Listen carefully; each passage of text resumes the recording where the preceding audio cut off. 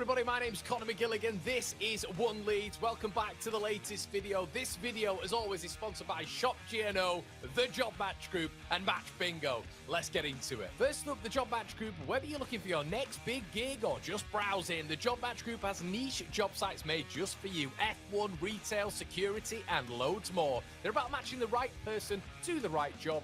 Make sure you check them out if you're ready to level up your career. Then we've got Shop GNO, an exciting new e-commerce site where you can grab exclusive deals and discounts. Right now, One Leeds has an affiliate link just below where you can score a 25 quid membership for free, unlocking special rates and benefits. You can even list your own shop on there with way better rates than Amazon, eBay, and Vinted. They've got some Leeds bits and some general bits now and launching soon, plus some great prizes just for signing up. This is all powered by a massive Leeds United fan looking to make waves in the online shopping world. So check them out and support your local. And don't forget our mates at Match Bingo. They're smashing it with footy fun. You can get 5 bingo cards for the price of 4 through One Leeds, and you can even deposit just $5 at a time to join the action. It's a big chance to win whilst having a blast with your fellow Leeds United friends. Thanks to all of our sponsors. Check the links in the description, and let's get on with the video.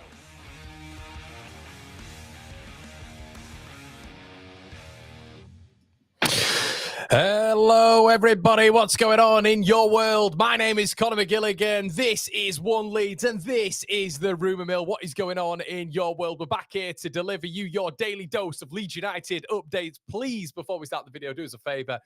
Like, and I know a lot of you subscribed anyway, but please make sure, everybody, you're engaging with the videos. It's great to see a whole host of you here this morning. I do have to push you towards a second channel, which is growing, everybody. I think we're on 5230. We did something on Chrissy Wilder. Chrissy Wilder's Barmy Army, the best manager in the world. Check that out, everybody, on the second channel. If you are interested in your general bits, we've got some cool stuff coming in the future as well, which I think you guys will be really interested in seeing.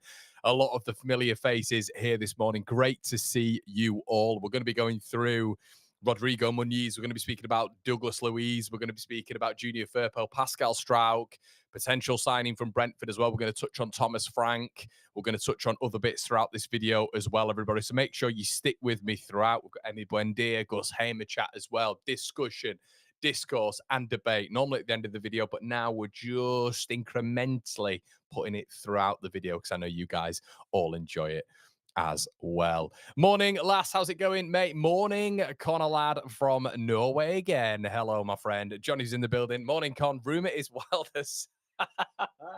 Wilder signed up to the Job Match Group. Shout out to the lads and lasses at the Job Match Group. You can find tailored jobs to your every single need. F1, retail, security. Johnny Pink's my man. Even if you're managerial, there might be something on there for Mr. Wilder. Who knows? Manjeet spot on. Walking round Mill Pond at Coinsborough Castle, listening to your show. Connor, thanks, mate. No worries, buddy. Hope you're enjoying it. Morning, everybody. Seeing all the regulars. Knox is in here as well. I listen to Connor more than my boss. Yeah, love that, mate. Love that. Morning, people. Hello, everybody. What's going on? Good day, Connor, from a chilly Melbourne. Firthy, is it a chilly Melbourne? I remember when I was over there, mate. And chilly Melbourne was not a chilly Leeds or a chilly Sheffield or a chilly Dublin, Manchester, whatever you are. My goodness, good. There's a lot of Melbournians in here as well. Is that what you call yourself? Is that what you call yourself, Melbournians? I don't know. Newcastle moving on from the Trafford transfer, according to the Athletic. Shout out to you as well in there, Alistair. Hey, Connor, catch you live from Perth, Australia. George, watching from Florida. You're everywhere. Leeds are everywhere. Nobody can match our global reach. Nobody can. I don't care. Now, what are you drinking, everybody, this morning as we get into the room mill? I've got myself a big brew of coffee here. Will this work? Let's see. Please don't spill everywhere, Connor, onto your Mac or anything like that. Yes. Okay, fantastic. Well, hello, your morning show, everybody. We're back, as I say, discussing the rumours around Leeds United for about 5 to 6 minutes. Normally when we start this, we waffle, I catch up with you guys, and it's nice to do so. You know, all my regulars, all my mates in here. Great channel. Really addicted to it since the last couple of weeks from the Netherlands. Thank you so much. Telescoop, shout out to you, my friend. Morning, Connor. Morning, Tom. All of you are here, and hello. Okay, let's get into it, shall we? Let's get into it. Reese is watching from the tropical Hartlepool. Nothing wrong with Hartlepool, mate. The old monkey hangers up there. If you want to know why they call the locals in Hartlepool the monkey hangers, for you, maybe people in America and Australia and Norway, even with Lass there as well, Just ask your man in the comment section there. Ask Reese why do you call them the monkey hangers? It's quite embarrassing for Bill from Hartlepool, but we'll move on. Okay, let's get into it, shall we? Let's get into your latest news. And this is, once again, we're starting off with the treble Ds, the discourse, debate, discussion. I want to hear your thoughts on this, everybody. I know it was quite controversial in terms of maybe moving on, and your guys' thoughts and my thoughts and everybody's thoughts, really, when it came to Junior Firpo. Now, for me, it was the right move. Now, the question is, could he have adapted to the Premier League, right? That's the big question. That's the question we were all asking ourselves when we got promoted from the Premier League. 10 assists, I think it was, 4 goals. He was flying, best left back in the Championship for me. Harrison Burrows got it. Harrison Burrows is not better than Junior Firpo. It's just a ridiculous conversation. And for me, it was a redemption arc of all redemption arcs. And when I kind of look at Dan James, when I kind of look at Pascal, maybe, players that have come down with Leeds United, I think to myself, Dan has been excellent, probably had the season of his life in the Championship, and I think that's context has to be applied, everybody, and that's the level of the Premier League in comparison to the Championship. Pascal has been Pascal, been injured for phases over the last couple of years, but has been very, very solid. Few mishaps, but that is Pascal Struijk. But I feel Junior Firpo has really had this redemption arc of all redemption arcs when it comes to the Leeds United side. Vital part, in my opinion, in our comeback. A very tough start to proceedings in 2021 at Leeds United when we signed him from Real Betis, in a really interesting phase of Leeds' development. Obviously, it was in the second season. We then really struggled, didn't we? And it wasn't a happy and almost, prosperous environment for Junior. Now, was he good enough? Now, what we need to look at is his record in the Premier League. 4 penalties given away, and over 2 seasons, 17 yellow cards. Now, for me, Junior's time in the Premier League in particular, and I think why this is the right move for Leeds United, although we didn't, Leeds did offer him a juicy package, according to many reports, was the game against Manchester United, the 4-2 at home, where Delot and Rashford just exposed Junior Firpo for what he'd kind of been in the Premier League, which was positionally ill-disciplined, I thought.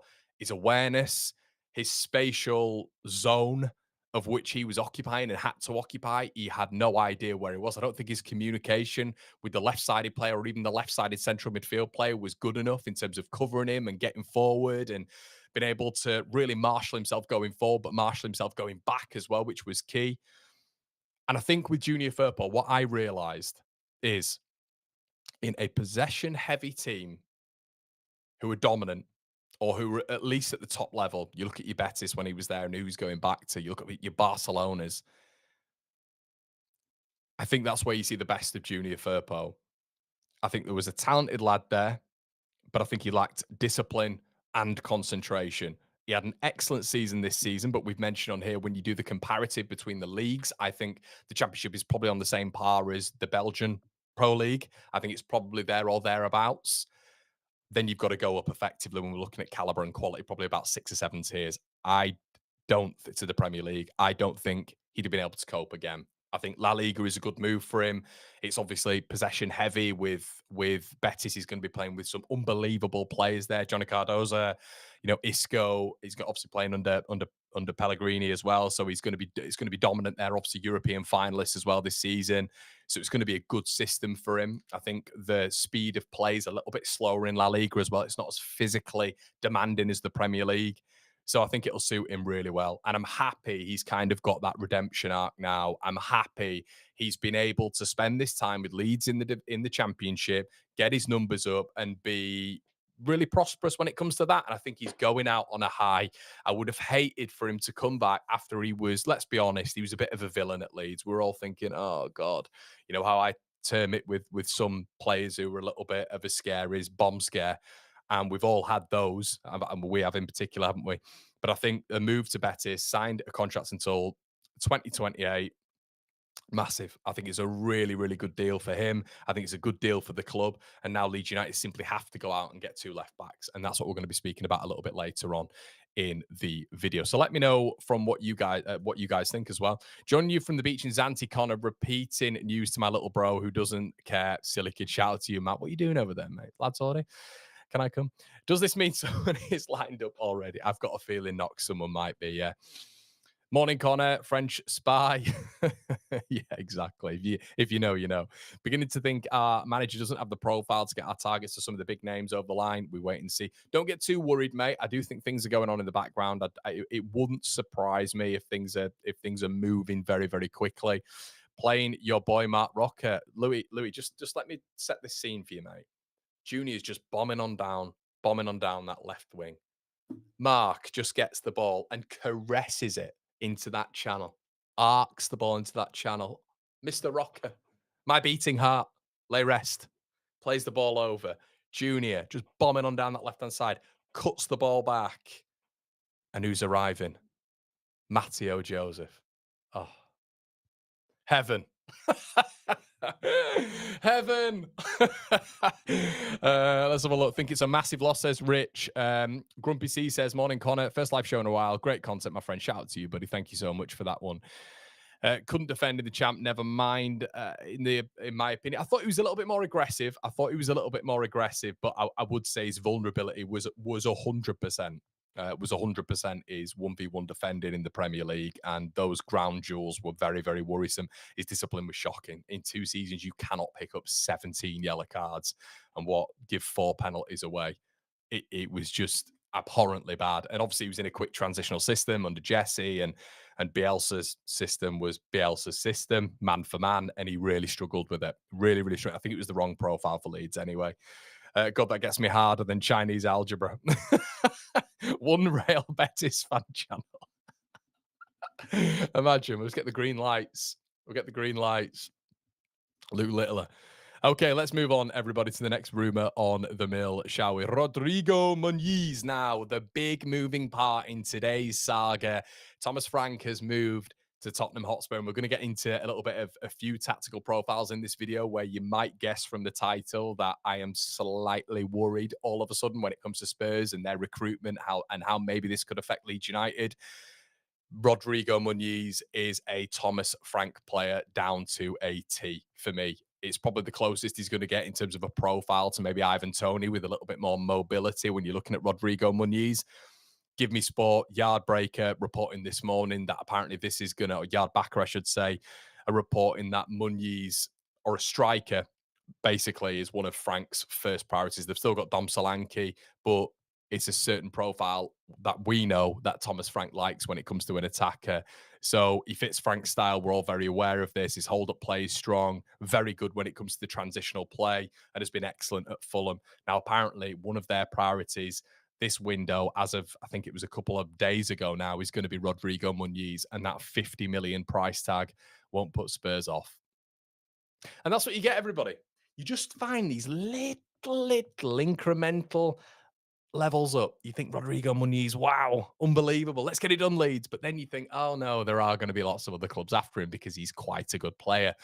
So as I mentioned several times before, the positive that I'm taking away from these things, and look, guys, we're trying to look for the positives here, is that we are going for these players. You know, I mentioned it yesterday that the likes of Jacobidjo, the likes of, you know, Diarra, the likes of, you know, I guess even you could go as far as to saying, you know, Rodrigo Muniz and you could even say like Kelleher. Just basically the profiles that Leeds are going out for now, the style of player is exciting, in my opinion. And someone like Rodrigo Muniz is someone of which Leeds United need. But when we did first go in for him, reports were also suggesting that it's not just Muniz that Leeds are looking at. And it's probably because, similarly to Habib Diarra, we looked at that one and thought that's going to be tough. I think Leeds, we saw it in the documentary that they'll have a shortlist. There will, and obviously that was of a previous time, the previous ownership. But I do think Leeds will replicate some of that style of recruitment. I think there's going to be a shortlist. There's going to be 3, maybe 4 players, and they look at these players immediately.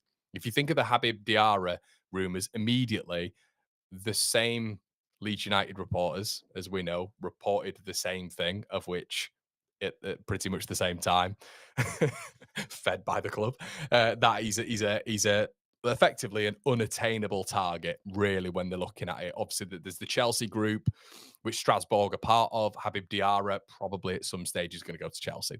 I think that's what's going to happen at some stage for maybe a little bit of a cut fee. A Chelsea player goes to Strasbourg the other way. That's what these groups gain advantage from. Hopefully, that's what Leeds are going to gain advantage from Leeds and Rangers. But the likelihood here is that players like this are sort of top level of which Leeds are looking at. And I think there's going to be a medium level, an attainable level as well, of which Leeds can go and get these certain players as well. Profiles mean nothing, Connor. If we don't do the business, seen this before. I don't know what that means, mate. Profiles mean absolutely everything in football. Morning, mate. Just wondering if has been anything else on Belardi, or do you think that ship has sailed, maybe out of reach right now? Clark, it's an interesting one, mate. It's a really interesting one because as I've just mentioned, the ones that we've spoken about before, and he's one of the ones who was very attractive. Obviously, the Marseille and Argentinian centre back, very attractive in terms of who you want to go for. Someone who's a great ball progressor. Someone who's got great percentages when it comes to aerial duels, someone who's extremely aggressive, and someone who has captain-like tendencies. That is exactly what you want. The problem is you've got 50 other clubs who will be looking at him, and Leeds have got to sell this project right now. There's going to have to be a big fat relegation clause in there as well of them being able to leave, but that is complication for the player. And if they've got higher echelon opportunity, they are going to move to those clubs. So, yeah, it's, as we've said before, the attraction to Leeds maybe last time was the likes of Marcelo Bielsa being there. That maybe was a highlight for players like Llorente, Cork, Rafinha, Rodrigo, Brendan Aronson, was the fact that you're not only signing for Leeds United, an absolute Goliath when it comes to Premier League historical clubs, but you're also signing for Marcelo Bielsa, one of the greatest coaches to ever lived. And I think that had been a really good selling point. I do wonder this season if Leeds are going to be able to have the same pull for some of these players. And you got to think about when these players at that moment in time, when it looks at when we were looking at Robin Koch, when we brought him in, and all the fantastic reports around him, and what he's been able to do, by the way, German international side, Frankfurt in European semi-finals and all this sort of stuff, or quarterfinals, I think it was. He's been able to go on really to that level in Koch, and he's developed, hasn't he? Rodrigo at that time was, I believe, Valencia's lead number 9, lead top scorer, signing him in. Brendan Aronson was wanted by Liverpool 6 months before we went and got him. Rafinha was this unknown, but then you started looking at the reports of him and you were like, wow, this guy's got some serious pedigree. So maybe the Bielsa attraction was really big, and maybe the likes of Belardi, when you're looking at his Argentinian heritage and obviously where he's from, and him knowing about the likes of Marcelo Bielsa, I'm sure that might have been more attractive for him. It might have been more attractive for him, and I believe Bielsa was at Marseille, wasn't he? From memory, I could be wrong on that one, but I'm sure he was. So that will be an attraction there as well. So getting players in, accruing players is going to be a little bit more challenging, I feel, this time, even though the 49ers are there. Okay, let's have a look at what some of you guys are saying. I'm shocked, says Andy. Oh, every team was after Igor Pejao 10 days ago. Now I can't see it. Yeah, there's nothing on him anymore, is there, mate? Nothing on him. You're right. You rightly said the jump to the Premiership isn't linear, mate. Nonto can make the jump, and Joseph could too. Yeah, I agree with you there, mate. Completely agree with you there, Tim. Muniz is good, don't get me wrong, but 15 million is way overpriced. He would definitely be on the short list, but as soon as the price tag came out, I thought we'd move on. James says, morning, mate. Phil, Tammy Abraham wouldn't be a bad shout. Morning, Connor. Heard anything on Josh Doig as he would be a quality left back? I haven't, Andrew, and I feel like that one is kind of one of those things where it was where when you kind of look at Josh Doig, it's an obvious one, but maybe it's the fact that he's at Serie B right now. Obviously, just been promoted with Sassuolo. We've ventured Loriente, obviously, on that side as well. And maybe it's the fact that Leeds don't want to take a risk on that, which I do understand. But I think Josh Doig could definitely play in the Premier League. I think he's got all those defensive tendencies as well. So yes, 100%, 100%. Aronson was after Marcelo. Yeah, he was, mate. But obviously, I'm just talking about the rumours, as in, obviously, we know Bielsa absolutely wanted him, didn't he? So it's all in the same point, really. Okay, let's have a quick look at some of the other bits as well. So Gustavo Hamer, there's a couple of lead reports suggesting this morning, quite interestingly, that Leeds United's top 2 targets when it comes to the central attacking midfield position when it comes to TBR football is or are Emi Buendia and Gustavo Hamer. Now, the reason I put Gus on the screen here is, for me, there's just, if you are to go down that route, there's one option. And TBR Football are reporting this morning that Leeds' top two targets when it comes to that cam position is him and Emi Buendia. Now, for me, Buendia, does he even come into the conversation? Does he even come into the conversation when it comes to Leeds United? The reports are from Team Talk and Talk Sport that Gus Hamer will leave Sheffield United this summer. They're kind of unequivocally sure on this one. And obviously, Sheffield United at some stage are going to have to sell some of their big hitters. I mentioned this yesterday. Is Ahmed Hodzic going to leave? I'm not seeing that much around him at this moment in time. I had a little bit of a look this morning. Michael Cooper, we spoke yesterday about the £8 million fee, in my opinion, being a realistic one, rising up to maybe 15, but nothing more. Michael Cooper, Vinny Souza, Gus Hamer. They have to sell. They will have to sell. We saw this last summer. You have to sell to balance the books. Will they sell as much as Leeds? I don't know. But we've got to have this conversation. It's new ownership. Wilder looks like he's not going to be there. We did a video on that last night on the second channel. If you guys want to go check that out, it's quite an interesting one. Me breaking down the pros and cons of getting rid of him and how this might affect players if you're interested in the general verse. But for me, it's one of those where that could definitely affect Hamer. Maybe Hamer's looking at it and thinking to himself, well, there's one guy that will make me stay at this football club, and it's Gus Hamer, and it's Chris Wilder. Or he might be actually thinking, one thing that will keep me at this football club is a new manager coming in. Apparently, some Sheffield United players have been a little bit frustrated, according to reports, of the tactical rigidity, the inflexibility of Chris Wilder during this season. We've gone way past the 3-5-2 overlapping centre backs, which is what he was heralded for last time out. So there's loads to consider when it comes to this. And for me, I think it's something that we need to look at. It's something that we need to really carefully consider when it comes to Gus Hamer, when it comes to Emi Buendia. For me, Emi Buendia doesn't even come into the conversation. I don't think it's right that Leeds United should go for a player who has been injury ridden. He's turned us down about 2 or 3 times, which doesn't sit right with me. He just doesn't. I mean, and he's publicly come out and say that, said he's not mentioned Leeds, but when he's been asked a question about a certain club being interested in him with a former manager, he's kind of gone, I'm not doing that sort of thing. He's kind of got to a point in his career now where he's 28? Emi Buendia, he started 3 games last season. Bayer Leverkusen won't take the risk on getting him in as a permanent signing. Villa want rid of him. It feels like with Buendia, it's almost like goods that nobody wants anymore. The wages are going to be astronomical.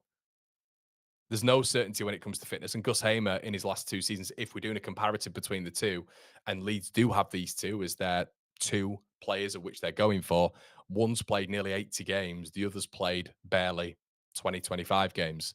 So there's one that you hang your hat on, and it is Hamer for me. And I don't think there's that much between them from a technical level as well. I think they're quite similar when it comes to their combative work ethic. I think they're quite similar, very similar in terms of stature, very similar in terms of power, in my opinion. But I think I would hang my hat on Gustavo 100%. And if they are R2, there's one man I'd be going for. And I think if we were to go down, worst case scenario, but the bookies will tell you we're going down in 18th, which they have. There's one guy I think who works in the championship, and we've seen it multiple times, and could get us straight back up there again. And it is Gustavo Hamer. So, yeah, let's have a look at what you guys are saying about Hamer. Interesting. Solid players like Longstaff with a few big names will do nicely. Pedrinho says, can we have at least another week? Mate, the thing is, Pedrinho, when you look at these players, it's encouraging, I think. I mean, it could very, very much all be rumours and agent talk, but it feels a little bit too strong. A lot of you guys are saying Doigan Celtic. Celtic's recruitment team is very, very good at this moment in time as well. Excellent recruitment team. That's why Rangers and the 49ers are going to be miles off them, I think, for a fair few years.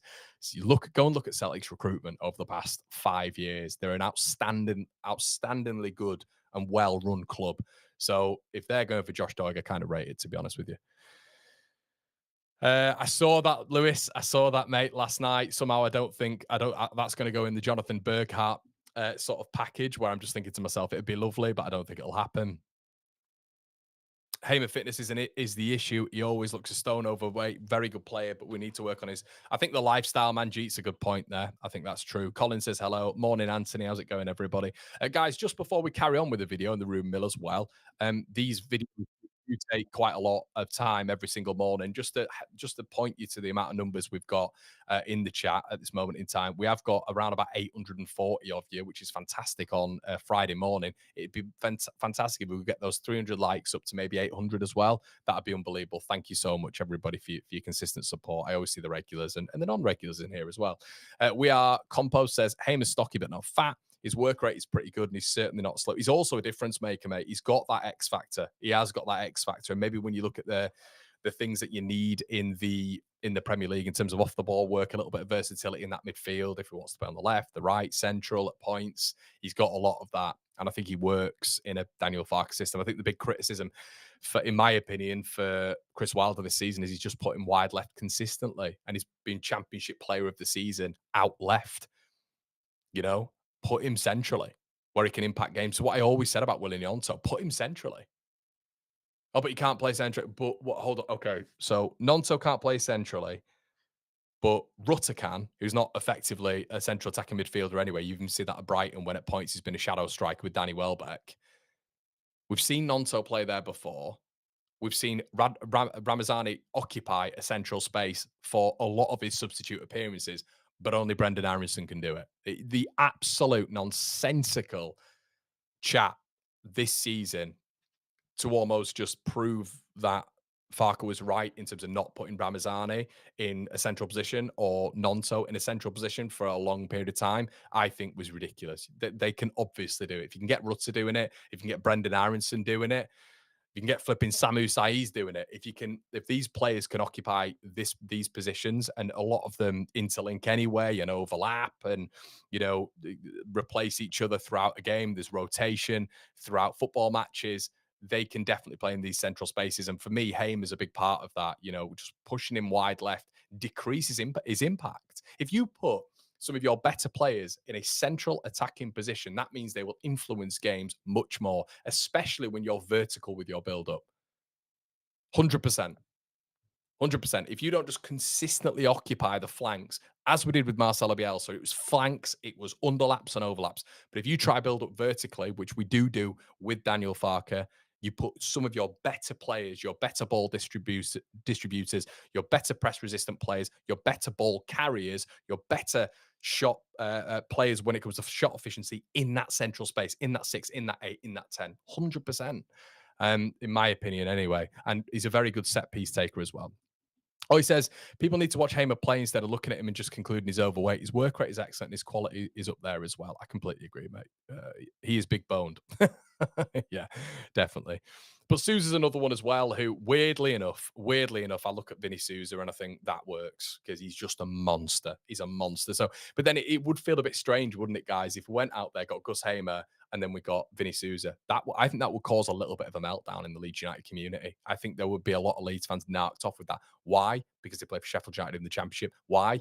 Because Sheffield United didn't get promoted. And I think that would be a big thing for Leeds fans.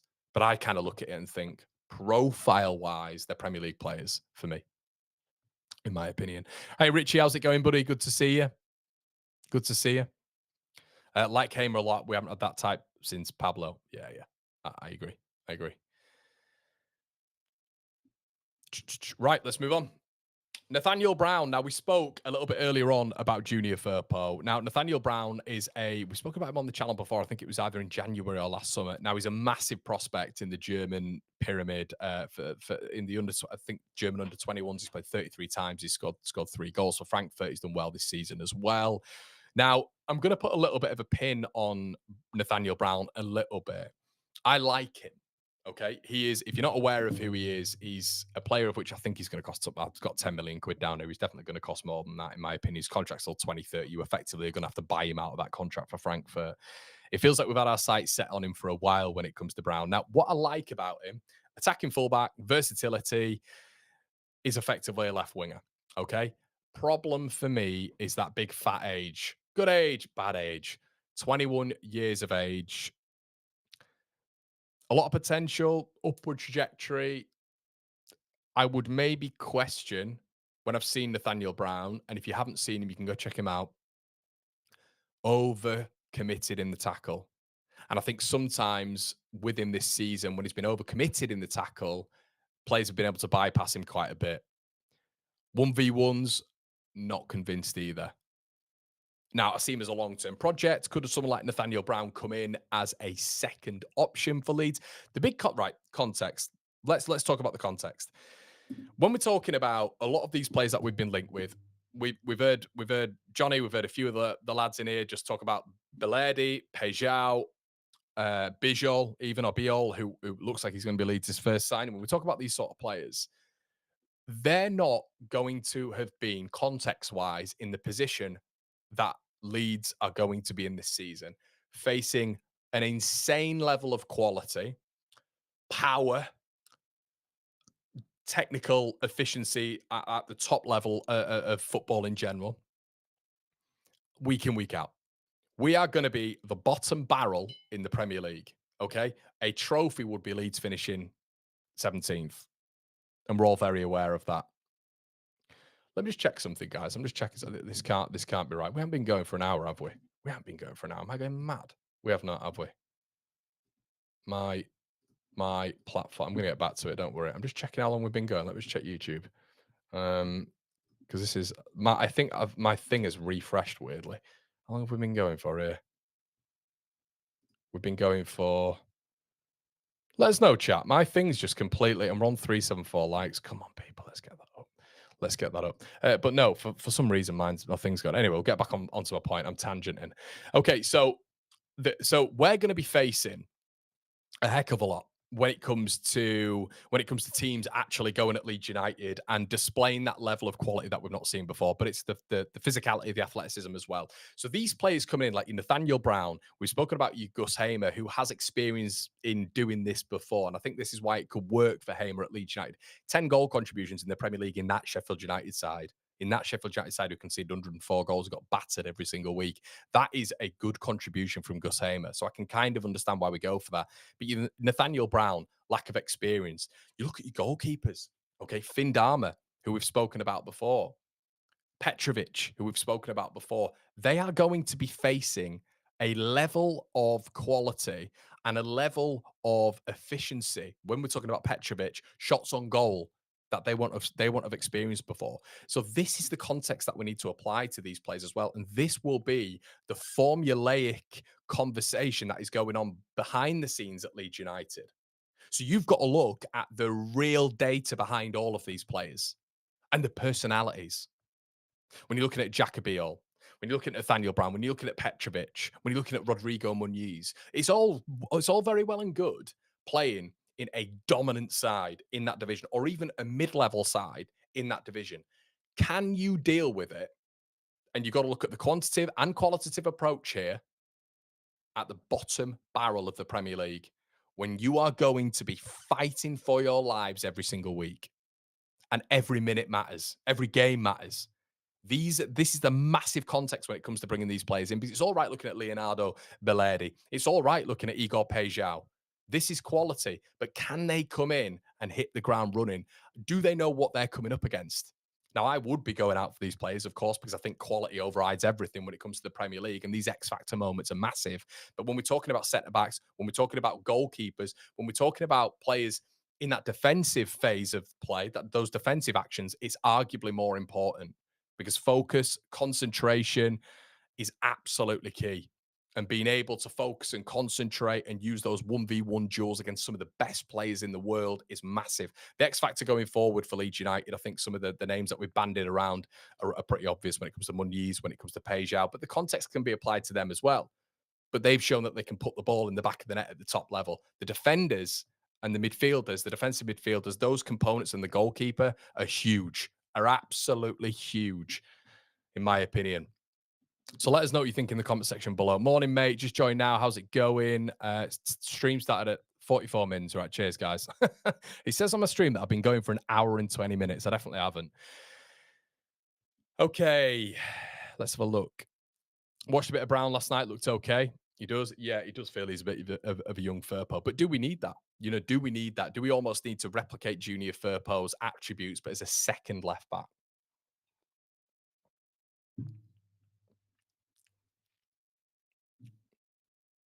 Okay. This is an interesting one. This is more of me talking about this one. So this is just before we start. This is the triple D's: discussion, discourse, debate. Pascal. Thomas Frank has just moved to Tottenham Hotspur. Tottenham Hotspur have had an interest in Pascal Struijk from last January, last June, and January this year. From Tottenham Hotspur web, from Alistair Gold, they have a long-standing interest in Pascal Struijk. How much would it take to get Pascal Struijk out of Leeds United? I think around about 25 million quid. But they've got Thomas Frank now. They've been interested in Muniz for 2 windows now. Didn't quite press the button. Maybe they were a little bit unsure when it comes to the formation and what they're going to be doing long term with Ange. This guy's a long-term appointment in Thomas Frank. Mickey van der Ven, injury-ridden a lot on that left-hand side. Romero could be leaving this window. I think they're going to come in for him again. I think it all points to this being a perfect signing for Tottenham Hotspur. I think this guy, when you're looking at his tendencies and who he is and how good he is as a centre back, would work in a back three. I think Thomas Frank against better teams has put Brentford into a back three, a 3-5-2. Against the so-called easier teams, he's gone to a 4-3-3. I think Pascal works in both, and I think there's going to be a variance when it comes to Tottenham's play this season. For 25 million quid or 20 million quid, whatever they're going to, I think, go for when it comes to Pascal. The discussion, debate, and discourse here is, do you guys think it'd be a good option for Leeds United? Now, as I've said, they seriously considered going for him again in January. I wonder what the point of bidding is going to be. Where I do like Pascal in the Premier League is his aerial duels. In general, he's miles ahead of Joe Rodon, even last season per 90. I think per 90, it's something like 3.64 headers for Pascal Struijk, with Joe Rodon, believe it or not, at 2.65. So that just shows and how important that's going to be in the Premier League. Pascal stands at 6'4". We've been talking about Leeds getting these marginal incremental gains on set pieces. If you've got someone, let's say, like Gus Hamer or somebody else putting the ball into the box, could that be something that Leeds utilise? It's been something that's been prevalent for Leeds United when we've scored set pieces. Pascal being the more dominant one. It's not been Joe Rodon. It hasn't. He can't header a ball 50p head. But Struijk is very good at that. His anticipation and perception defensively and offensively is very good. The problem is his injury record. And he is going to miss, it feels like, at least 8 to 10 games during a season. So do you just keep Pascal around because he's a very in my opinion, there was mistakes in the Premier League, in my opinion. It comes to focus and concentration. Again, I don't think the variation of styles helped when it came to one manager to another manager to another manager. I think it was a clear blueprint of what he needed to do with Marcelo Bielsa. And I think that's where he was at his best when it came to either left back, centre back, or defensive midfield. His ability to pass out from the back, I still think is the strongest in the Leeds United back line. His ability to step out as well, which is going to get Leeds forward and commit the striker, is really important in Leeds having any form of possession. And as I keep mentioning, 6'4", but I think he works better in a back three. I think with his notion of stepping out, that covering defender's huge. And I think that is where Pascal Struijk will be at his strongest. I think the formation that suits him the most is a 3-5-2. I think he can work in a 4, but I think his best formation is a 3-5-2. Added protection, an added layer in the midfield, but also a covering centre back. And that is what Thomas Frank likes to play. I think that's what he'll play, I think, at Tottenham Hotspur. So let me know what you think in the comment section below. I think this is going to be something Spurs are going to do this window.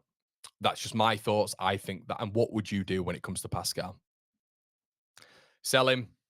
I think Frank may want Nathan Collins.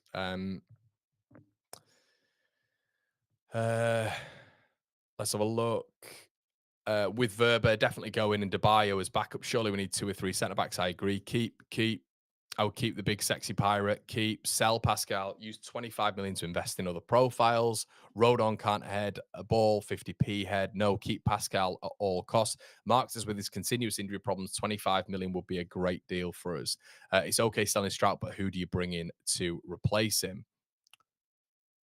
He's our best defender. Sell. I know Rodon finished strong for us, but he's not nailed on to be a top performer. Yeah, this is kind of where I'm at as well with Biol and Struijk. They're both good at set pieces. You know, very very good perceptive, very good at effectively heading the ball on goal and defending them. When you look at his aerial duels, Biol and Struijk are way ahead of Joe Rodon per 90, which is important to know because that's going to be a big part of us going forward in defending the Premier League. I keep Oldham. You guys know my thoughts on Pascal. I think Pascal in the Premier League is a good asset for Leeds United, a very good asset for Leeds United. I do think we're going to be tested in this window with him. I think that is going to be tested. I do like his loyalty with Leeds. He came out, didn't he, in the Championship and said that he was going to stick around. He loves Leeds, this, that, and the other. People forget that a lot of the time as well. I think the problem is it's his injury record, but you don't. I don't think you can get rid of him because of that. And I think when you're looking at a club like Tottenham Hotspur coming in for him and potentially Thomas Frank coming in for him, that there's a reason they're doing that. There's a reason they will be doing that. And Tottenham have been long time admirers, as we know, since literally January 2024. So one to keep an eye on when it comes to Pascal. I've got a feeling that something might be coming through with him in terms of a little offer. Guys, before we move on to the next rumor as well, which I think is a bit of a tasty one, I just want to forward you to our sponsors of the video. I do this for you guys. It's free every time for you to tune in. And I'd just like to take a bit of a minute of your time. It helps me. And if you want to get engaged with it, it'd help you as well if you're looking for certain things. Now, the Job Match Group we'll start off with. If you are struggling for work, the Job Match Group are a really good agency that we've stepped up with and we've collaborated with. They're all Leeds fans. They wanted to get involved involved in something like this to really help the community as well.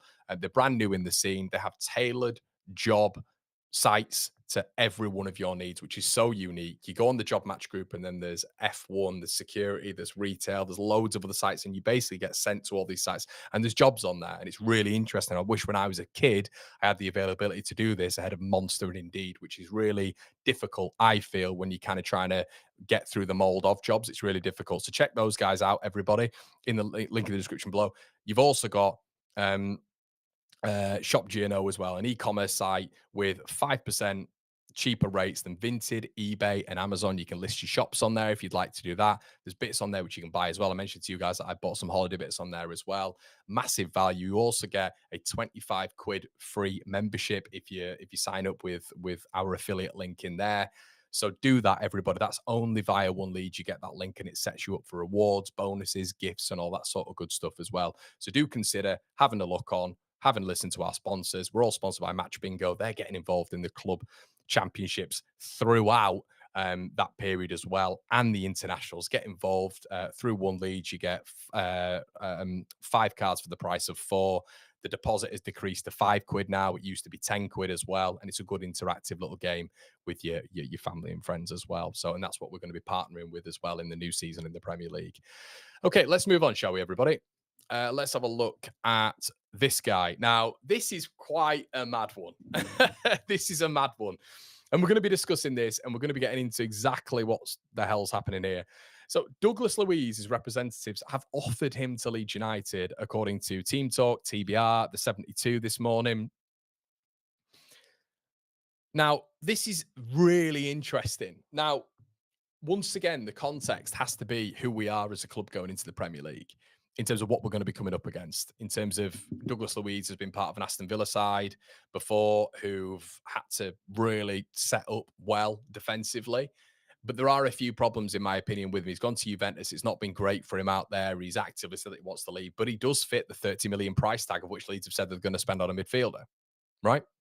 So for me, his ball distribution, Aston Villa, is something that might have been missed as well in that position for the Villains. I think he's a very, very good ball progressor, ball distributor.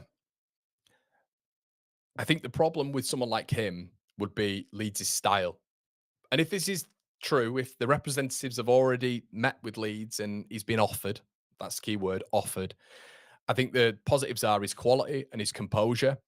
I think my big issue would be his defensive work rate.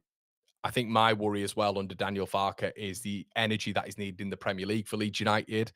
Um, I'm not 100% sure he is your midfielder who can go out there and press as a unit, which I think Leeds are going to have to do, and I think Farke will try and encourage.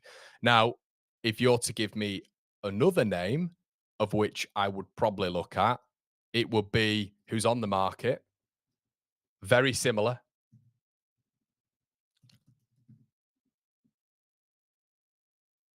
Very similar. It's probably someone like, if I can find his name on here.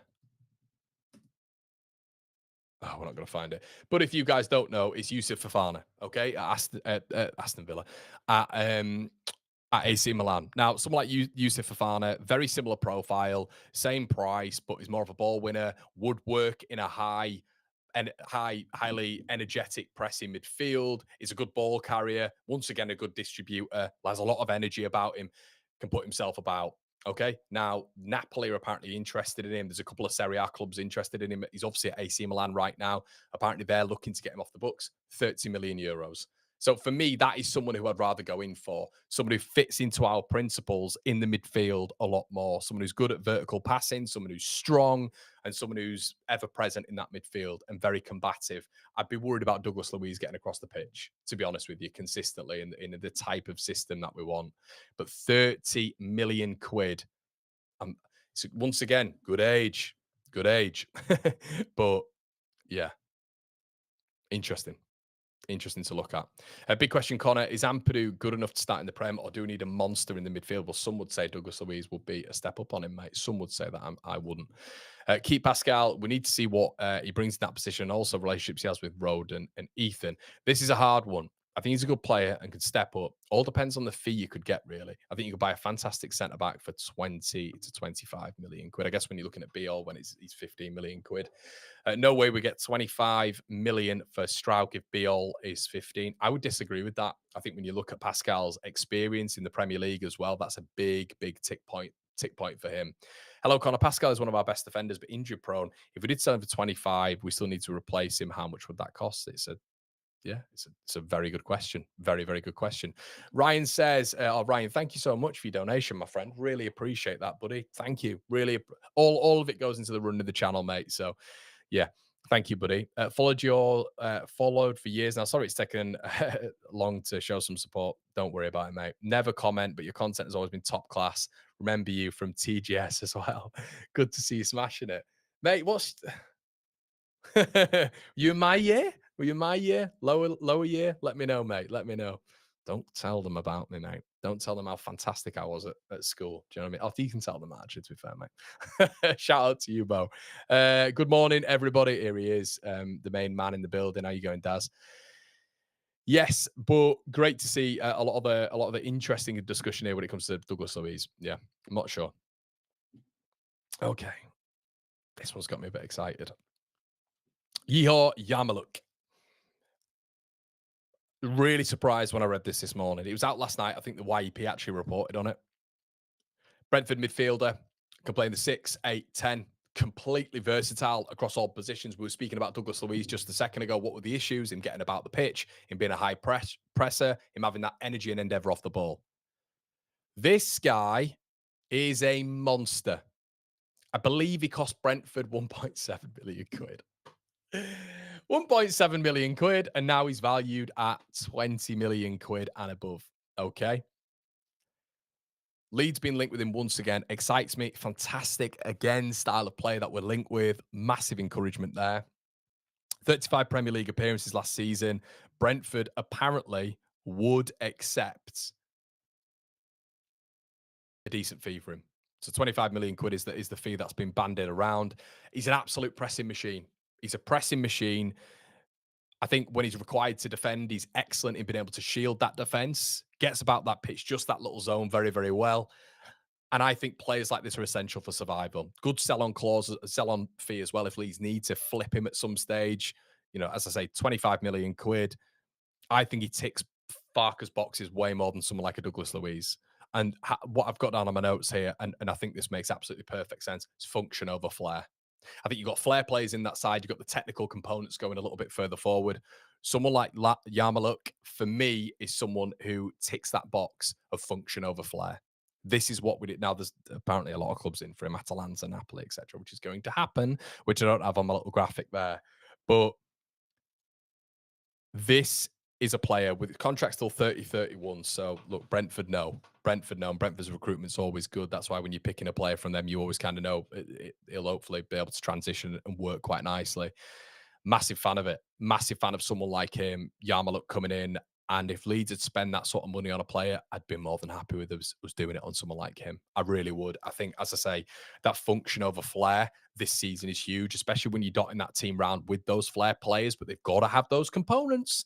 We've mentioned with Hamer, they have to have that off the ball work. They have to have that ability to be playing minimum 34 games in a season. Minimum. It's great that Yarmoluk's already got that under his belt and he's very, very highly rated. But they know with that profit margin, when you're bringing him in for 1.7 million quid and you're selling him on for 25, that looks amazing on your sheets.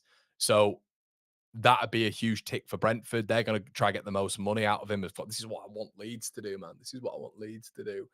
We need to start doing this with some of our players. We need to start bringing certain players in. You know, I've mentioned it before, but even if you were able to get someone like Tanganga in and flip him, you know, you bring him in for 2 million quid, which apparently is his release clause. You bring him in. He has a little bit of a sustained period in the Premier League. You then flip him.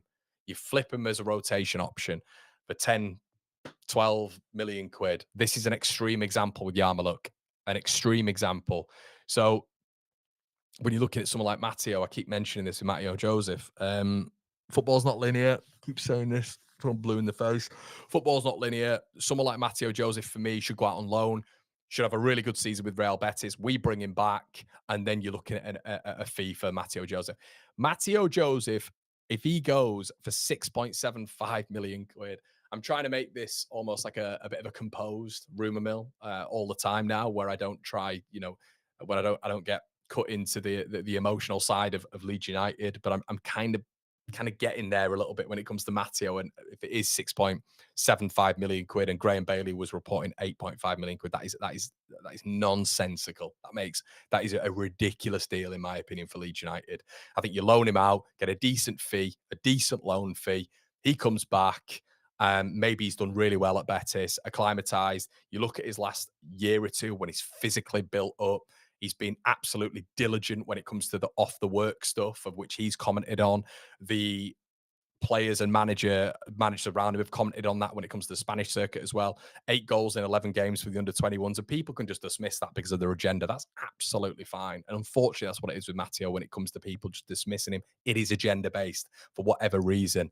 You know, I don't understand it. I never have understood it. He's a young kid who needs our support. And he was kind of the last thing I wanted to talk about today. You can get him back, and maybe like Brentford have done with the Yarmoluik, if he's not good enough, or even if he is good enough, you can get him back. He's developed for a year. You can flip him for a lot more money than what we're asking for right now. Or best case scenario, he comes back, has developed, maybe when it comes to the finishing stance. We spoke earlier about La Liga not being as demanding, in my opinion, when it comes to that technical level and the athleticism and physicality.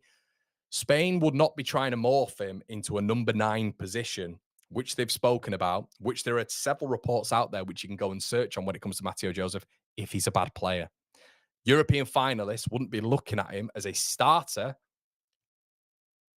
for them if he was a bad player. I think the best option for Leeds United to do something like Brentford would do with Yarmoluik would be to get him back. And then, as I say, there's best and worst case scenarios fit Leeds United after a year. Worst case scenario, we go down. He's gone out to Betis. He's absolutely romped it. He comes back. He plays for Leeds in the Championship. Or there's a likelihood he doesn't want to do that. Wants to go back to Betis. Fine. We sell you. We sell you. But they're not, Betis aren't flood with money. They're not absolutely flood with money. So I think lessons are to be learned from that, because we don't do that as a club. We don't flip players for good value, and we don't utilize, in my opinion, the right strategy when it comes to things like that. You know, was Cresswell ever going to be a starter for Leeds United in the Championship in the Premier League? There's an argument, no, and I completely understand that. I think we had a lot better at our disposal, but getting rid of him for 4 million is a laughable joke. 4 million quid for someone who was captained England throughout his youth setup. It is ridiculous. So, yeah, that's kind of my little rant on Matteo towards the end. Okay, let's have a quick look. If Pascal goes, get Tanganga, Prem quality in a bargain, even though Burnley, if Pascal goes, get anti-Prem. Yeah, 100% Tanganga, but would they be starting Tanganga? I think that's an interesting one to see if that would happen. And the problem is if we throw 25 million at a player Brentford bought for 1.7, it will be supercharging their PSR and really a team with. Yeah, I think Pedrino, when we're talking about that short-term effect though, mate, of us just staying in the division, I don't really care if we're supercharging their PSR right now. I think the beauty of what's going to happen with Leeds is our recruitment and maybe Brentford's decline a little bit. They went for Frank's assistant manager yesterday and they've been delivered an absolute body blow because Frank's assistant, who they were pinning their hopes on him being the manager, has rejected and is going with Frank to Spurs. That is a body blow. How many players are going to be sticking around with Brentford now? Is there going to be vulnerability when it comes to players leaving because of Thomas Frank? They've got a fantastic model down there, but Frank not only is absolutely grips hold of that recruitment and data-led approach with the recruitment team. You never really hear of that. The recruitment team's over here, the manager's over here. Frank is absolutely embedded with their recruitment team. He aids them with suggestions and this, that, and the other in his own research and stuff. There's loads of it online which you can read up on, which apparently that is why Spurs were very attracted to him. And apparently he's an excellent man manager as well. So I think Brentford will be affected by this. And their next managerial appointment, normally, you look at Brentford and you look at Brighton and they kind of go and get the man straight away, don't they? They've got a short list, but normally that man comes in straight away. The man was his assistant manager. So it's going to be fascinating to see, especially with Mr. Scott Parker being rumoured. Please. Leeds selling transfers over the years are a joke. Cresswell went for 4 million. He's going to be an England international. Even if he's not, mate, it's ridiculous how we've sold some of our players for the value that we have. It's so that's kind of why I look at Joseph and whatever the agendas are, whatever this, that, and the other are across the internet. Even if you don't want to keep him, just get him out there on loan. Get him out there on loan. See how he does. If he develops, of which I think he will, some of you think he will, there's going to be a real player there, which we can utilize in whatever form we want. If it comes to playing him or selling him.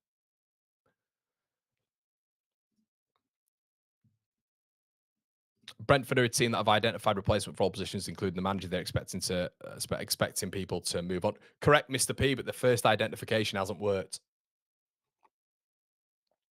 Would you take Raskin at Rangers? Yeah, yeah. Not seen enough of him, to be honest, James.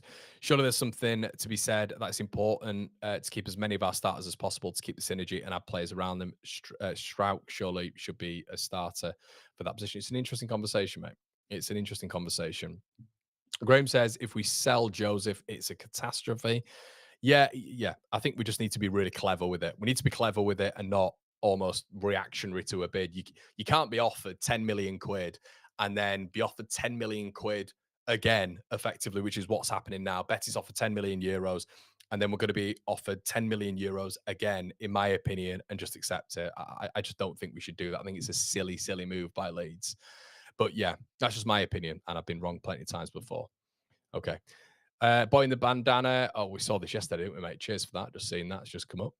Guys, we're going to be leaving it there. Thank you so much for your support. Really appreciate it. It's been amazing again. We should have a few bits coming over the weekend, but hopefully this has filled your boots a little bit when it's come to content. Please make sure you're liking the video. These videos do take a long time on a morning to prep for and research for. And as you can see, my little rumour mill book here is something that I'm prepping every single morning and doing all the bits on it and the graphics as well. So just it's free for you if you just like the video. I wrote it. Really appreciate that. I'll do the timestamps for you. Listen, if you're just out walking the dog, which I know a lot of you are, or doing whatever, having lunch, this is uploaded on Apple and it's uploaded on Spotify and it's under One Leeds. And why is it under One Leeds? Well, I'd just like to say a little bit of an announcement here. Because of you guys, I'm going to be changing the name of One Leeds fan channel to One Leeds. I know that wouldn't seem a big deal for you guys, but it's a big deal for me. I'm effectively changing the name of my business because you guys have told me in the community that you prefer it. And I think the community interaction engagement between you guys is really important. So you're kind of having an effect on my livelihood here, like you do anyway. But I'm going to be changing the One Leeds fan channel to One Leeds. And hopefully that is something that you guys sort of think is a little bit nicer. It's not a fan channel. I don't think this. We're not in the realm of Arsenal fan TV. I don't like to pitch myself in sort of the reactionary side of things. I don't think we are. We react to content, but I feel we give a measured response on here, and I try to articulate as much as I can how I see the game, and we have guests on, and we want to be getting more guests on as well. But I don't see it as a fan channel. So this will be changing to One Leeds. Okay. So hopefully you like that. And that has been you guys. If you guys had given a negative response to that, there wouldn't have been a change at all. But I'd just like to say a big thank you to all of you for doing that. A big thank you to you guys consistently for being here and being part of this absolutely wild journey that we're on here. And hopefully we'll get to 50,000 subs at some point. We'll have to wait and see. That'd be a huge milestone for the channel. So thank you, all of you. Really appreciate your support. I just want to put that in there because sometimes I don't do that enough. I don't think I'm always trying to criticize and be hypercritical so I can improve things. If you do want to check out the second channel, make sure you do so. If you do want to check out the Patreon, go and do so. Become what part of the daily WhatsApp chat as well. It's been an absolute pleasure. My name is Conor McGilligan. Thank you so much, everybody. And we'll see you tomorrow, maybe at the same time. But normally we go weekdays. So we'll figure it out. But make sure your notifications are switched on. And we'll have a couple of live shows as well next week, everybody. It's been an absolute pleasure.